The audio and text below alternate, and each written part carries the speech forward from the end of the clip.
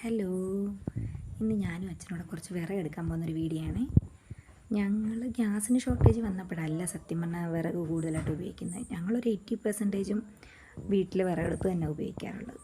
പിന്നെ കൊച്ചുനാൾ മുതലേ അച്ഛനും അമ്മയും എന്ത് ജോലി ചെയ്താലും ഞാനും അവരോട് കൂടും. അതിൻ്റെ ഒരു അമ്മ പറയുന്നൊരു 3 വയസ്സൊക്കെ തൊട്ടേ ഞാൻ നിങ്ങളോട് കഷ്ടപ്പെടുമായിരുന്നു പറഞ്ഞു. എനിക്ക് ഭയങ്കര ഇഷ്ടമാണ് കഷ്ടപ്പെടുന്നത്.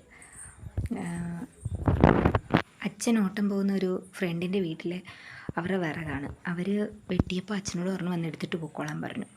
അങ്ങനെ ഞാനും അച്ഛനോട് എടുക്കാൻ പോവാം. ഞങ്ങളിപ്പോൾ പിടിച്ചുകൊണ്ടിരിക്കുന്ന തടി എന്ന് പറഞ്ഞാൽ ഒരു 1.5 വെയിറ്റാണ്.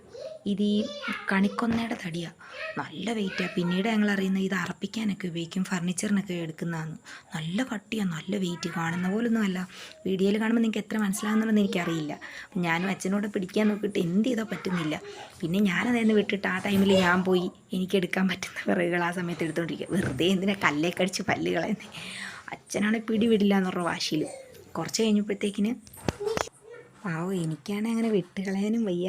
കാരണം അച്ഛന് സുഖമില്ലാത്തതാണേ. പിന്നെ ഒടുക്കം ഞാനോട് പിന്നെയും പിടി തുടങ്ങി. ഞാനും അച്ഛനോട് കൂടി.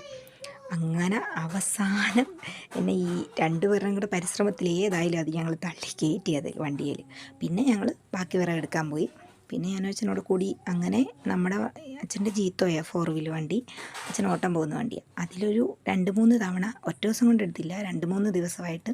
ഒരു ദിവസം എടുക്കും, 2 ദിവസം റെസ്റ്റ് എടുക്കും. കാരണം ഈ എടുത്തതിൻ്റെ ക്ഷീണം മാറണേ 2 ദിവസം പിടിക്കും. അങ്ങനെ 2-3 ദിവസം കൊണ്ട് ഫുള്ള് വിറകെടുത്ത് കഴിഞ്ഞു.